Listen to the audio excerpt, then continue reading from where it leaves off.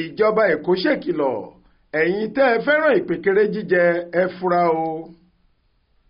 Yorùbá bọ̀ wọ́n ní ìfura lòògùn àgbà. Àjọ tó ń rí sí ètò ìdáàbòbò aráàlú lórí nǹkan tẹ́nu ń jẹ nípìnlẹ̀ Èkó ìyẹn Lagos State Consumer Protection Agency LASCOPA ti laago ìkìlọ̀ pé káwọn èèyàn ṣọ́ra gidigidi lórí ìpèkéré tí wọ́n ń rà jẹ torí àdàlù nǹkan tó léwu fún ìlera làwọn kan tí wọ́n ń dín ìpèkéré tà ti bẹ̀rẹ̀ sí fi kún oúnjẹ náà báyìí.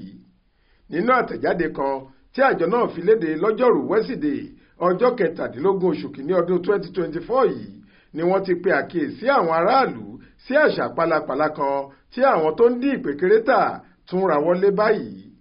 Àjọ náà tọ́ka sí gbàjarè kan tó ń jà ròyìn lórí ẹ̀rọ ayélujára níbi tí ọkùnrin kan ti sọ ohun tójú rẹ̀ rí lásìkò tó lọ sọ́dọ̀ obìnrin onípèkéré kan.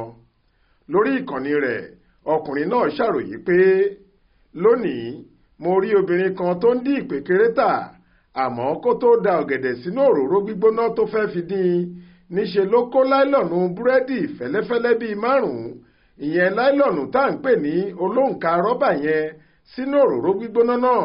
Lójú ẹsẹ̀ ni láìlọ́ọ̀nù ọ̀hún sì yọ́ láwú. Lẹ́yìn èyí ló da ọ̀gẹ̀dẹ̀ sí i tó sì ń dín. Mo bi léèrè pé kí ló dé tó fi ṣe ohun tó ṣe yìí.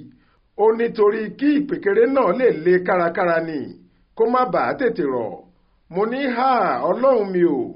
Lẹ́yìn èyí ló sọ fún mi pé àwọn ìpèkéré tá a máa ń rà nírònà wọ̀nyẹn ṣé èmi náà ò rí bó ṣe máa ń le koko lẹ́nu tí kì í tètè rọ̀ ni, gẹ́gẹ́ bọ́kùnrin náà ṣe sọ. Àjọ LASCOPA ní àkóbá burúkú ni irú àṣà táwọn tó ń yọ́ láìlọ́ọ̀nù sínú òróró láti dín ìpèkéré yìí ń fà fún ìlera àwọn tó bá jẹ ìpèkéré bẹ́ẹ̀. Látàrí èyí àjọ náà ní káwọn èèyàn rí àrídájú oúnjẹ ìpápánu náà kí wọ́n tó rà á tàbí jẹ ẹ́ torí ewu tó rọ̀ mọ́ jíjẹ irú nǹkan bí èyí. Bákan náà ni wọ́n láwọn òṣìṣẹ́ àjọ ọ̀hún ti ń fimú fínlẹ̀ láti ṣọ́ àwọn tó ṣeé ṣe kí wọ́n máa dán irú ìwà burúkú bẹ́ẹ̀ wò. Àwọn yóò sì fi mú wọn kàtà òfin tọ́wọ́ bá ti bà wọ́n. Faith Adébọlá ló ń jábọ̀ ròyìn fún iléeṣẹ́ tẹlifíṣàn Aláròyé online.